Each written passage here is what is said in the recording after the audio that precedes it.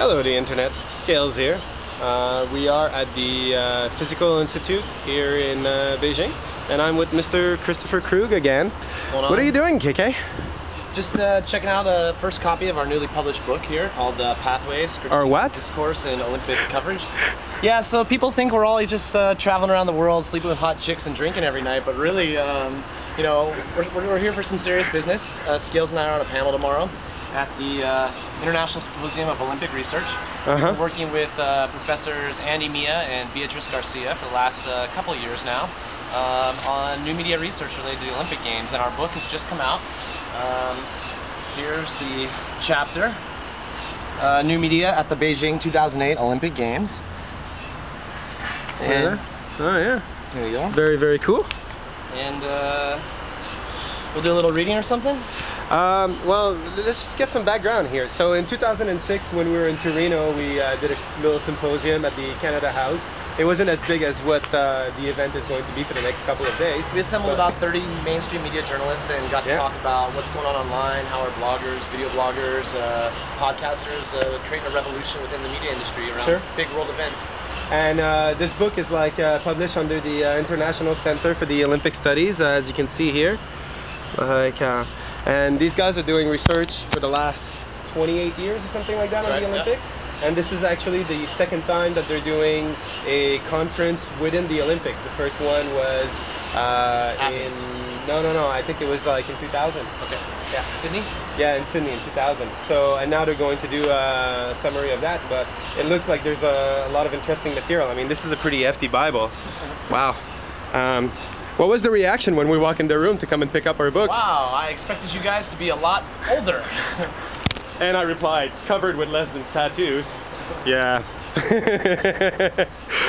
So, do you want to read an extract of some of the fun stuff that we've written in this book? Sure. So this is my response to what kind of coverage is visible around old and new media in China, and what is the context of the Beijing Olympics. So I wrote, with the massive ability of media-making tools and the assembled internet-savvy spectators and attendees creating grassroots coverage in one form or another, we're likely to see stories bubble up from bloggers and into the mainstream media. The accredited media will find that they need social media makers That's to us. enhance coverage, and will select the best stories, engage amateurs as needed, and co-opt social footage for their purposes. Personal blogs will be a valuable resource of first-hand reporting on events in and around the Olympics. It's likely that many people traveling from abroad to China will explore the countryside and remote locations in order to discuss the findings and stories via the social web. However, the difficult question is whether tourists will be able to see more on their own and journalists will be permitted to see with monitors. The role of the blogosphere will also be to monitor and critique the mass media, providing guidance on the coverage on both the sports and the cultural components. It will also provide a view of the world's media rather than a single network myopic view each country's TV audience is obliged to consume. Wow. So, how many people is on our panel tomorrow? I think there's 5 of us on the panel. It's going to be led by Andy. Andy, this is what he does day in, day out. He studies the Olympics and the cultural and media stuff taking place around the Olympics. So, you know, he's not much of an athlete like ourselves. We're athletes? News to me. Yeah, this is what he does. He writes about cyberculture, about world events, and how the media is changing, and how we can all be a part of it. That's pretty cool. And this campus is pretty swanky too. I'll maybe do another little video with Chris, but we're in this nice little post-jungle garden here. It's looking pretty swanky. Nice facilities. We've definitely been greeted like stars here. Lots of people come and tonight will be interesting. Yeah, we're supposed to wear formal wear. There's a reception for the launch of this book and the opening of the symposium, and they asked us to wear formal wear. I told Andy ties and suits aren't exactly our style, but if he's lucky and wants it there, maybe we'll shave. So looking nice and clean-faced here this morning. Yeah, it's more for the heat, I think, than for the thing tonight. But yeah, it'll be interesting to see how that goes. I'll try to make a little video and maybe an interview, watching Chris and Andy talking about the book and a couple of other things. I'm more behind the camera than in front of the camera thing these days. Just make sure you keep that thing pointed at your face.